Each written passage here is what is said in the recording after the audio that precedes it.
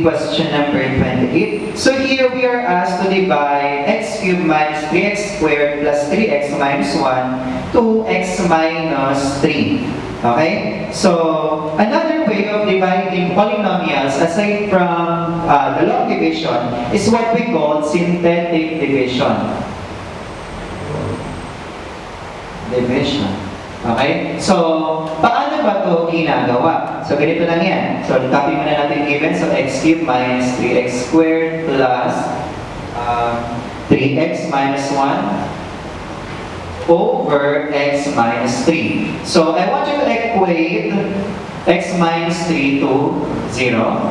So, add 3 both sides to get the value of x. Okay? So, cancel na ito. Okay? Next. So, after getting the value of this, let's do this form. So, get the coefficients of the polynomial function. So, we have 1 here, the invisible, so 1, negative 3, plus 3, and minus 1. Okay? And I want you to write multiplication sign outside and addition sign inside. Okay? So, first step is to bring down. 1 times 3 is 3. Then, ilalagay nyo ito sa loob. So, 1 times 3 is 3. So, 3. Then, add negative 3 plus 3 is 0. 0 times 3. Paulit-ulit lang siya. Add, so multiply. So, 0 times 3 is 0. So, bring down 3. I mean, 3 plus 0 is 3. 3 times 3 is 9.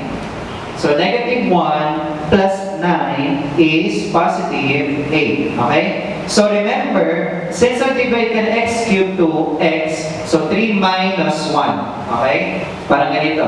So, x cubed over x. So, meron yan 1. So, this is equal to x cubed minus 1.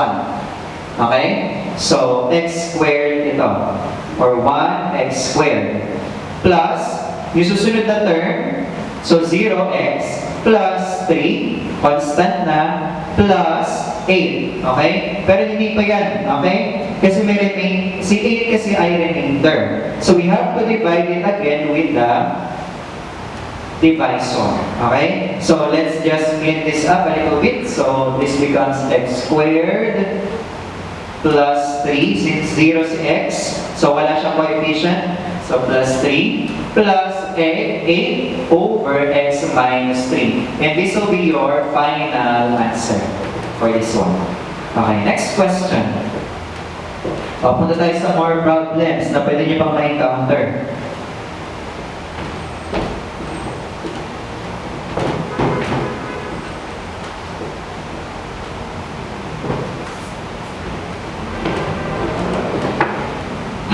Should a man deposit in a bank at 8% interest if he wants to gain 1,600 in a year? Okay, so this is a businessman type of problem. So kailangan natin ng formula for interest. So tandaan nyo lang, interest is equal to principal times rate times time. Ano ba si principal? Si principal po is the amount na ini-invest mo. So definitely, or in other words, siya yung puhunan mo. Okay? Si interest naman po is yung kinita mo or yung tubo.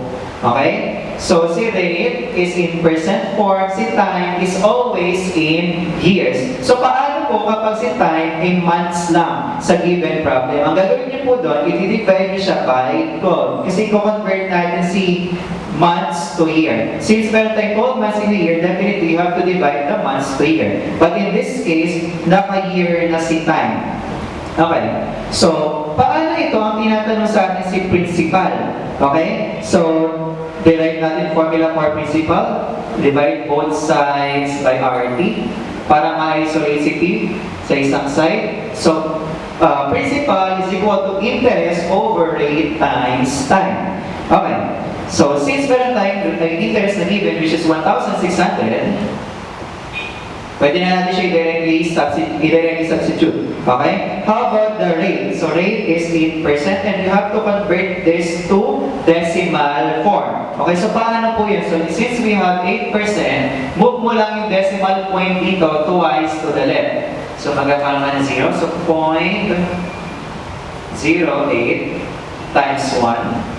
Because in a year, so 1 year lang. So 1,600 divided by 0.08, that is 20,000.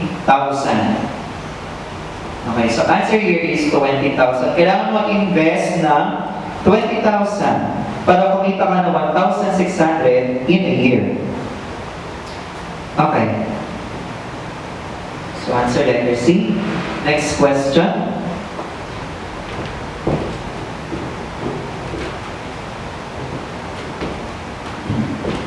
Okay, so a jeep is able to travel 200 kilometers in 4 hours. How far can it travel in 10 hours? So analyze ulit natin itong question nito kasi ito ay proportion. O, direct na siya or indirect. So, since nag-travel ka ng mas matagal na oras, so haba ba yung may travel mong distance? Of course, yes. Okay? So, depende na lang kung dadaan ka sa EDSA. Then, biro lang. Okay? So, jeep is able, so, direct proportion ito.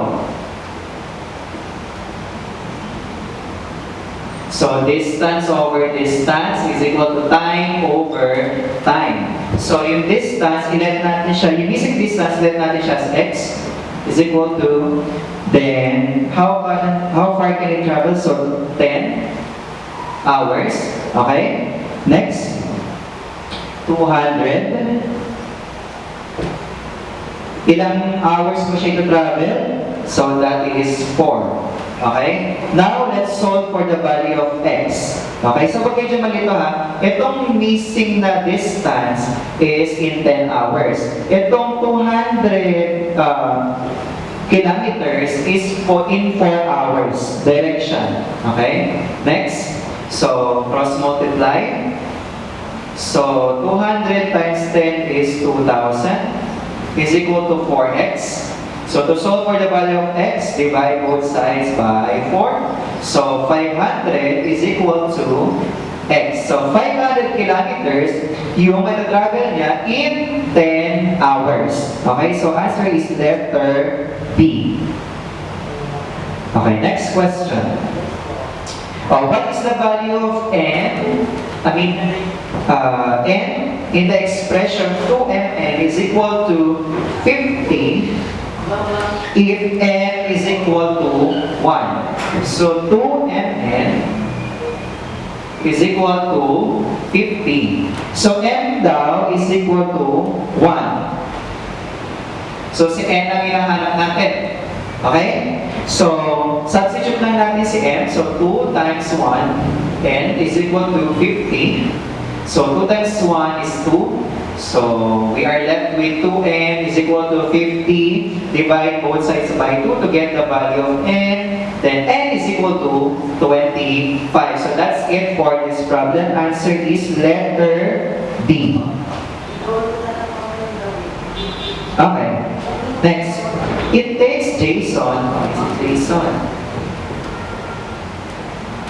It takes Jason 25 minutes to walk to the park and 45 minutes to drive to work. At what time should he get out in order to get to work at 9 a.m.? Okay, so paano natin isusolve ito? So, anong oras daw siya dapat lumabas? Okay? Para makarating siya sa work na 9 a.m. So, add muna natin yung oras papunta sa work niya. So, 25 minutes plus 45 minutes is equal to 70 minutes. Itong dalawang ito yung papuntang park, ito yung papuntang work. Simula sa bahay hanggang sa work is 70 minutes. So, anong oras daw siya dapat lumabas? So, definitely, tanggalin na natin sa letter P and B. Kasi PM, gabi pa lang aalis na siya ng bahay. Okay? So, isa na lang sa A or C yung sagot. Pero try natin si letter A muna. So, 7:50 a.m. Okay? So, si 70 minutes is equivalent to 1 hour and 10 minutes since in 60 minutes, in 60 minutes there is 1 hour. Okay? So, 1 hour, 10 minutes. So add lang natin. So meron tayo 60 minutes, 8. So this is equal to 9 o'clock a.m. So definitely, kailangan makalabas ka na ng bahay na 7:50 a.m. So that's your answer, letter A. Okay, next question. Ito yung mga question na palaging lumalabas. Okay? Yung ganitong type of question. Medyo madali siyang iisipin mo, pero nahihirapan ka kung paano siya gagawa na expression. Okay? Or na solution. So, parang kung nahihirapan kayo, ang gawin nyo rito, i-drawing siya. Okay? So, Sarah buys 4 oranges for 60 pesos. How much does she need? How much does she pay for a dozen of these oranges? Okay? So, sa 4 na oranges daw, ito yung mga oranges natin, 60 pesos. Okay? Tapos, sa isang dosena, ilan ba yung oranges? So, 12. So, mag-drawing tayo pa na, ilan na lang? So, 8 pa. Mag-drawing tayo ng 12 na oranges. So, 12 na ito. In 4 na orange, 60 pesos ang isa ang 4 na orange, okay? So, ayan. Tapos, tinatanong kung magkano daw yung isang dosena. Okay? So, kung hindi ka naman tatawad, so automatically, multiply mo na lang ito. So, 60 times 3, which is 180 pesos. So, ang amount ng oranges in 1 dozen is 180 pesos, which is letter C. Okay, next question.